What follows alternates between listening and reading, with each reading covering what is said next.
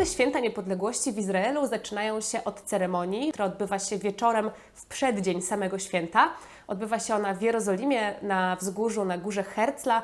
No i takim rytuałem tutaj w Izraelu stało się to, że osoby, które nie mogą tej ceremonii zobaczyć na żywo, bo mają na przykład do Jerozolimy za daleko, oglądają po prostu wspólnie razem z rodziną w telewizji tę ceremonię. Co roku wybiera się temat, taką myśl przewodnią na ceremonię i wybiera się też osoby, które będą paliły 12 pochodni.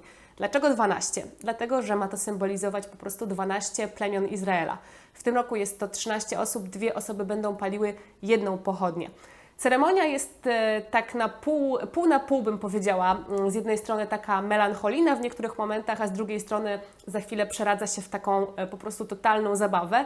Są tańce, śpiewy, występują też izraelscy piosenkarze, piosenkarki, które mają jakiś tam udział tutaj też w życiu społecznym. Co jest ciekawe, to że ten proces wybierania osób, które będą czynić ten honor, będą zapalać właśnie pochodnie na ceremonii otwarcia Dnia Niepodległości, przebiega w taki sposób, żeby wśród tych osób znaleźli się zarówno Żydzi mieszkający w Izraelu, ale także Żydzi, którzy są w diasporze oraz chrześcijanie i nawet Arabowie. W tym roku duże emocje wzbudził wybór 2 kobiet, które paliły te pochodnie razem, równocześnie i jedna z nich była ofiarą przemocy domowej, a druga to była jej sąsiadka, która dosłownie ocaliła jej życie. Latarnie, pochodnie diaspory w tym roku zapalała Gabriela Strigler, która jest 19-letnią działaczką humanitarną z Meksyku.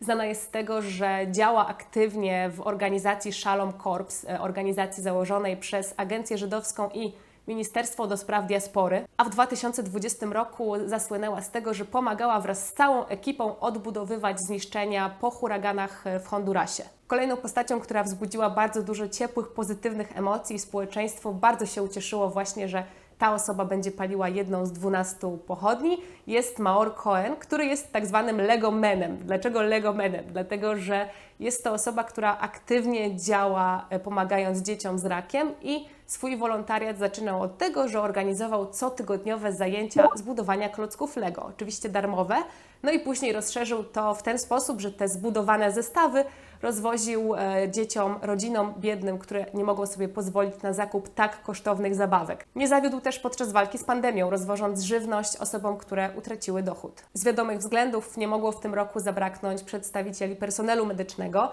dlatego wybrano 3 osoby, w tym doktora Drora Dickera, który nawet po śmierci swojej matki w dalszym ciągu kontynuował walkę na oddziale covidowym. Po ceremonii wszyscy Izraelczycy wstają z kanap i wychodzą na ulicę i teraz będziecie mieli okazję zobaczyć, jak tutaj świętuje się Dzień Niepodległości. Niezbędne gadżety na Dzień Niepodległości w Izraelu to dmuchane młoty. Jak sami zaraz zobaczycie, dzieci będą się nimi okładać. No i śnieg w sprayu, czyli spray szelek. Tak jak podczas większości w sumie świąt w Izraelu, bardzo zaangażowane są tutaj dzieci i pomimo późnej pory na ulicach jest ich pełno.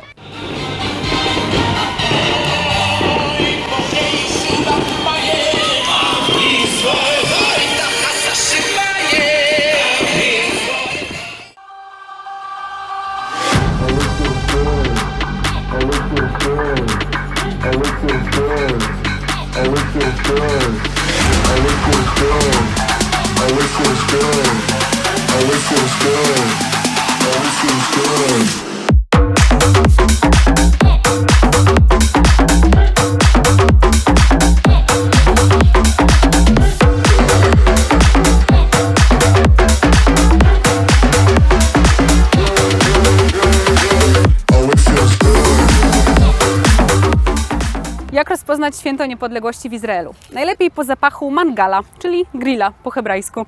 Izraelczycy dzisiaj grillują na potęgę i grillują tak jak zazwyczaj w każde święto w sumie żydowskie, z rodziną, z przyjaciółmi, także zawsze w gronie po prostu najbliższych. Co ciekawe, to Izraelczycy, słuchajcie, grillują wszędzie. Grillują nawet na środku chodnika. Widziałam takie obrazki, że po prostu zabierają grilla i rozstawiają się pod blokiem, na chodniku grillują sobie. Grillują na balkonach, nawet na takich malutkich balkonach, na których moglibyście stwierdzić, że tam nie ma miejsca na grilla. To Izraelczycy i tak takie miejsce znajdą. No i grillują oczywiście gdzieś tam w ogródkach i w parkach, dlatego zabrałam Was dzisiaj do jednego z takich najbardziej popularnych tutaj parków, gdzie rozstawia się bardzo dużo osób i grilluje. רוצים להגיד שלום? שלום, איך קוראים לה? אגתה.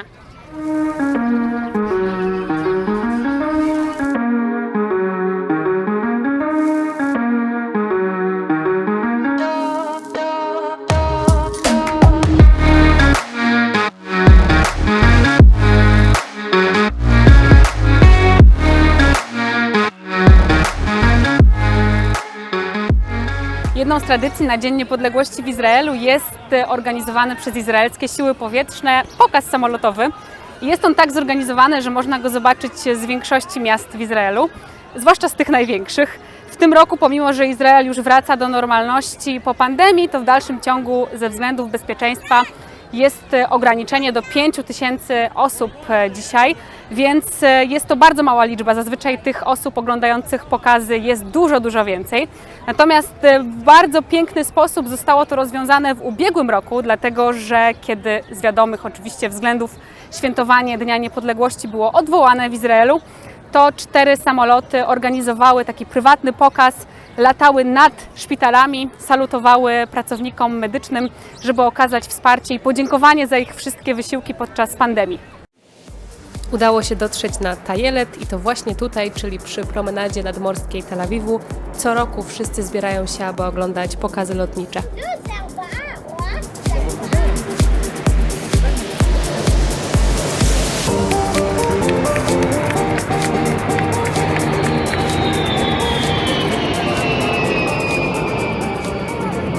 Podczas uprawiania sportu narodowego, jakim jest grillowanie w Izraelu, nie może zabraknąć orientalnych przypraw. Izraelczycy rzadko używają, kiedy grillują, rzadko używają sosu barbecue. Zazwyczaj obficie marynują mięso w takich bardzo bliskowschodnich, orientalnych przyprawach, jak sumak, zatar czy baharat na przykład. No i mogłabym też Wam powiedzieć, że Święto Niepodległości możecie oczywiście rozpoznać po ogromnej ilości flag w każdym możliwym miejscu. Natomiast nie do końca byłaby to prawda, dlatego że Izrael trochę się wyróżnia na tle innych krajów, jeżeli chodzi właśnie o flagi, bo tutaj przez cały rok te flagi są widoczne na oknach, na witrynach, na sklepach. Oczywiście nie w takiej ilości jak dzisiaj, natomiast Izraelczycy bardzo są dumni zazwyczaj i te flagi rozwieszają niezależnie po prostu od dnia, nie musi być do tego jakby specjalnej okazji.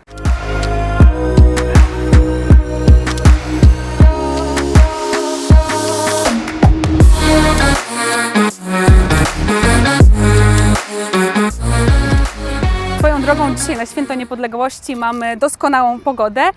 No i dlaczego o tym mówię? Dlatego, że jeszcze przed chwilą, jeszcze kilka dni temu nie było tak pięknie, co było właściwie dziwne jak na Izrael, bo tutaj jest zawsze praktycznie ciepło, 300 dni w roku, a kilka dni temu było tak. Zaczniemy od eksperymentu. Wpiszcie sobie w wyszukiwarkę Szlak Niepodległości Izrael albo Szlak Niepodległości Tel Awiw. I mogę Was od razu uprzedzić z odpowiedzią, że nie znajdziecie praktycznie żadnych informacji na temat tego miejsca w polskim internecie. Dlatego dzisiaj zabieram Was do miejsca, o którym nie wie nawet polski wujek Google.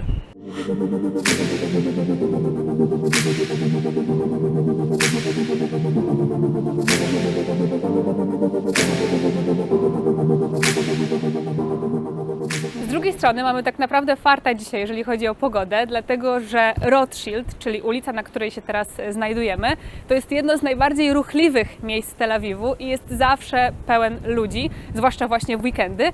No a dlatego, że jest dzisiaj kiepska pogoda, kiepska jeżeli chodzi o izraelskie warunki, no to te 15 stopni na plusie jest już powodem dla Izraelczyków, żeby się pochowali na cały dzień w domach.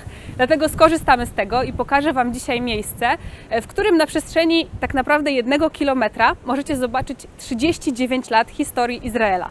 I tutaj właśnie zatacza ta historia koło, dlatego że kiedy powstało pierwsze hebrajskie miasto, czyli właśnie Tel Awiw w 1909 roku, to prawie 4 dekady później w tym samym miejscu powstało hebrajskie państwo.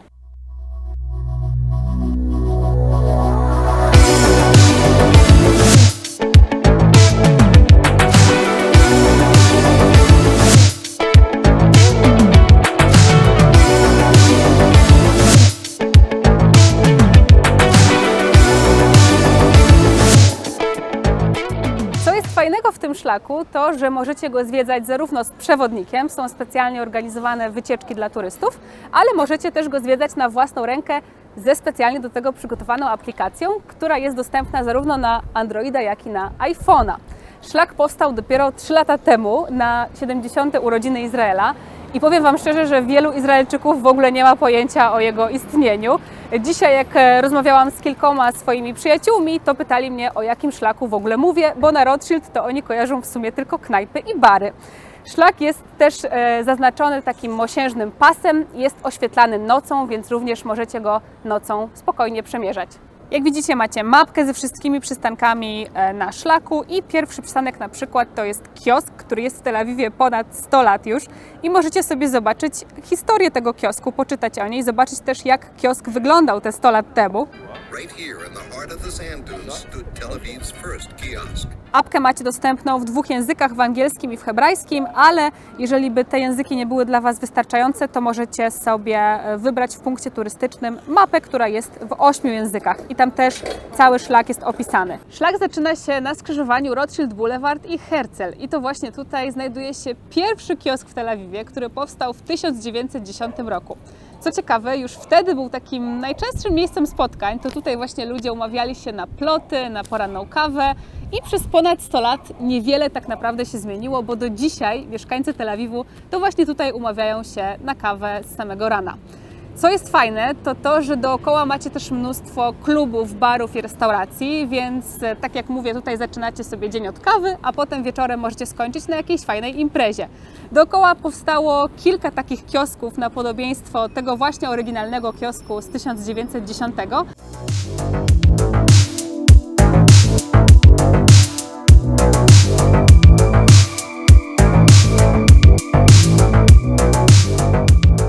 Na drugim przystanku Szlaku Niepodległości i jak widzicie walczymy trochę z pogodą, bo jest tak straszliwy wiatr, że próbujemy mimo to coś nagrać.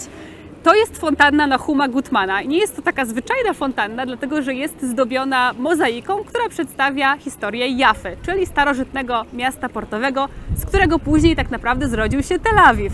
Do dzisiaj, w sumie pomimo tego, że Jafo i Tel Awiw są jednym miastem, to wielu Izraelczyków oddziela te dwie części miasta od siebie i mówi na przykład: jestem w Tel Awiwie, jestem w Jafie, pomimo że teoretycznie jest to jedno miasto. Gutman był bardzo uznanym izraelskim artystą, ilustratorem, fotografem i został uhonorowany w 1978 roku Nagrodą Izraela, którą swoją drogą wręcza się właśnie w Dniu Niepodległości. Uważano, że to właśnie on nadał izraelskiej sztuce kierunek. Mówi się, że dlatego, że Gutman dorastał wraz z Tel Awiwem, miał okazję doświadczyć na własnej skórze tego, jak rozwija się to miasto, to dlatego właśnie tak idealnie odzwierciedlił w swojej mozaice historię tego miasta już od pierwszych lat jego istnienia.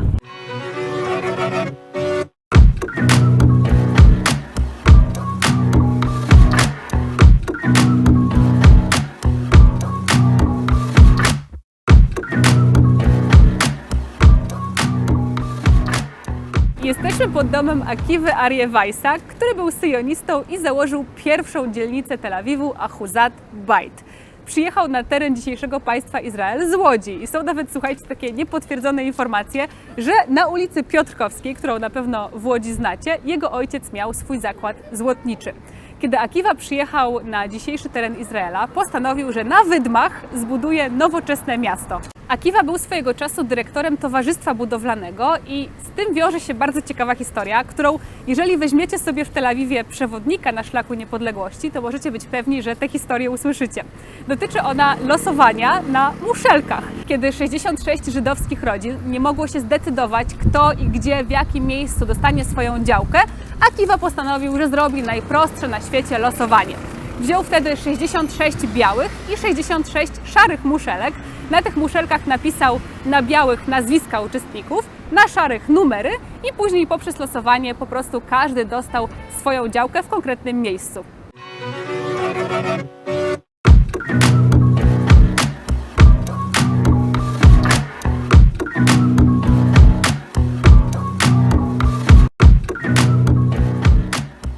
Następny przystanek na szlaku to miejsce, w którym znajdowała się pierwsza na świecie szkoła średnia wykładająca w języku hebrajskim. Herzliya Hebrew Gymnasium to szkoła, która swoją nazwę zyskała na cześć Teodora Herzla, który był zresztą swoją drogą ideologiem i głównym założycielem syjonizmu. Szkoła zmieniła swoją lokalizację wraz ze wzrostem liczby studentów i dzisiaj znajduje się na ulicy Żabotyńskiej. A w jej miejscu znajduje się pierwszy w Izraelu drapacz chmur, czyli Shalom Meir Tower. Zresztą jak wejdziecie sobie tam do środka, to zarówno na pierwszym piętrze, jak i w lobby jest dostępna wystawa, na której możecie dowiedzieć się więcej na temat historii powstawania Tel Awiwu i ta wystawa, z tego co się orientuję, dostępna jest za darmo w dni robocze.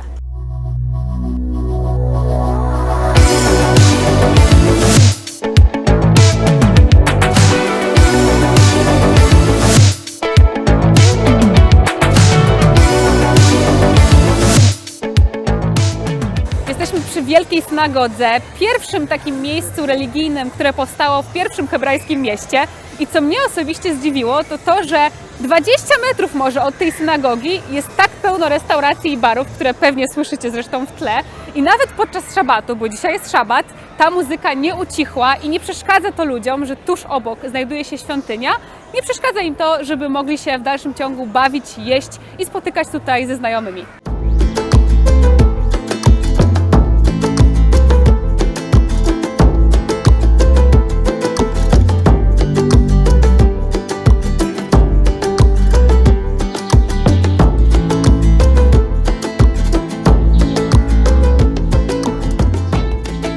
Za tą kolorową ścianą znajduje się Muzeum Hagany, które powstało w domu, w którym kiedyś mieszkał Elijahu Golomb.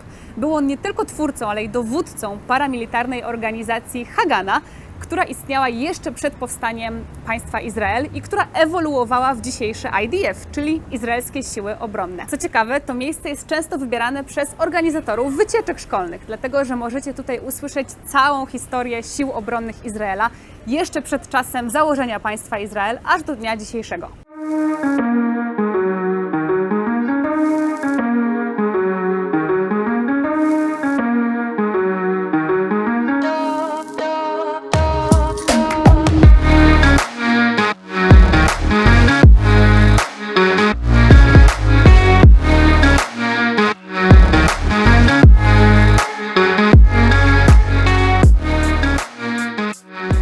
Przy budynku Narodowego Banku Izraela i to właśnie tutaj na pierwszym piętrze znajduje się wystawa monet i banknotów, które obowiązywały jeszcze przed powstaniem państwa Izrael.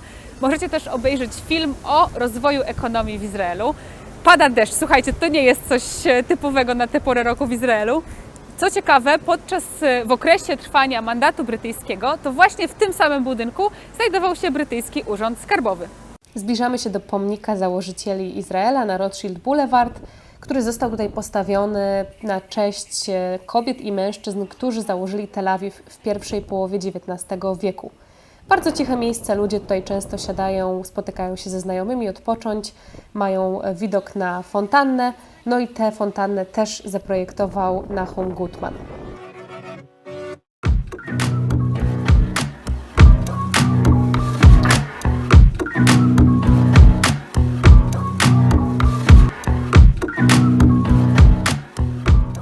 Pomnik Meira Dizengoffa, czyli pierwszego burmistrza Tel Awiwu, który za mną teraz widzicie, to pomnik w rzeczywistym rozmiarze i przedstawia właśnie burmistrza na koniu, dlatego że podobno uwielbiał konne przejażdżki pomiędzy ratuszem a swoim domem.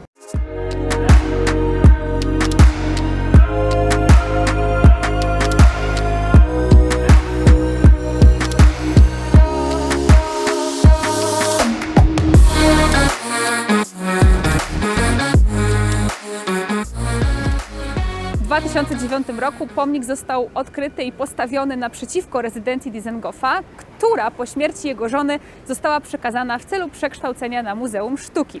A to Muzeum Sztuki później działało już jako Sala Niepodległości, w której Ben-Gurion ogłosił niepodległość państwa Izrael.